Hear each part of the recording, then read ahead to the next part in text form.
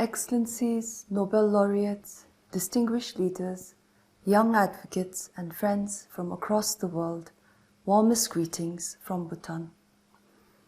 It is my deepest honor to be part of the high-level roundtable on globalizing compassion, a moral framework for justice, equality, peace and sustainability. My sincere gratitude to the organizers for giving me this profound privilege to address such a distinguished gathering.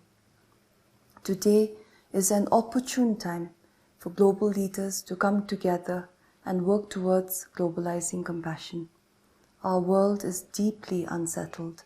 Inequality is widening, wars are devastating lives and communities, democracies are failing, and climate crises are escalating, threatening our planet and existence.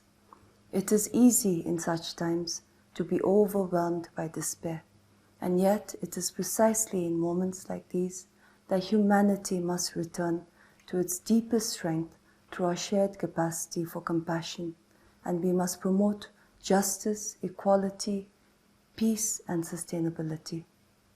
For Bhutan, compassion has always been the moral foundation of our national journey and conscience.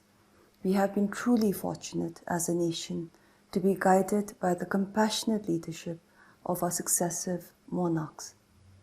My father, His Majesty the Fourth King, Jigme Singye Wancho, with extraordinary foresight, gifted the world a new paradigm of development, gross national happiness. Through this vision, he reminded us that genuine progress cannot be measured by GDP alone, but must be defined by the well-being of the people, the vitality of communities, and the harmony between humanity and nature. His Majesty always placed his people at the heart of all development plans, prioritizing their happiness at all times. With innate wisdom and compassion, he trusted that his people understood their own needs. Therefore, with unmatched humility, he abdicated the throne at the height of his power and gave the people of Bhutan democracy and a written constitution. Today, His Majesty the Fifth King, Jigme Khesar Namgyal Wancho, popularly known as the People's King, continues to serve his country and people with wisdom and deep compassion.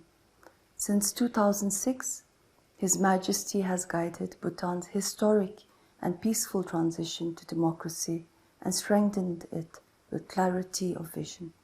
Under his leadership, Bhutan embraces the opportunities of economic growth and modernization while remaining firmly rooted in our values. These remain the true pillars of our nation's happiness and well-being. An excellent example of such a development initiative is the Gelepu Mindfulness City, a profound gift from His Majesty to Bhutan. It is a place that blends development with mindfulness, sustainability, and human well-being. For Bhutan, it renews opportunity while safeguarding our values, and it aims to prove that true development can nurture both humanity and the planet.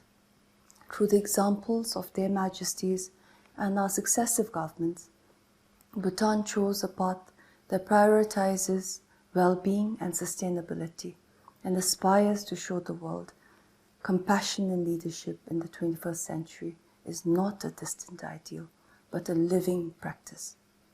Such compassionate leadership must extend far beyond a few nations. It is now time for the world to embrace compassion as the foundation of global progress. In this spirit, I wish to wholeheartedly commend the remarkable initiatives of Nobel Peace Laureate Kailash Satyarthi-ji and the Satyarthi Movement for Global Compassion. You have my deepest respect, Kailash-ji. For decades you have been the voice for the voiceless. Now, a vision of global movement for compassion could not be timelier and more urgent.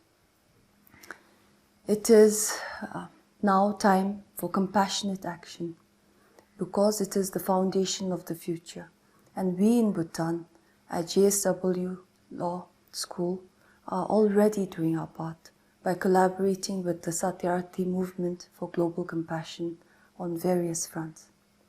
The 80th session of the United Nations General Assembly under the theme Better Together, 80 years and more for peace, development and human rights, reminds us of a profound truth. When compassion is the compass for our institutions, our governance, our collective choices and our actions, we can build a future that honors both people and planet. Together, we must act now to promote a just, compassionate and sustainable world. Thank you and Tashdil.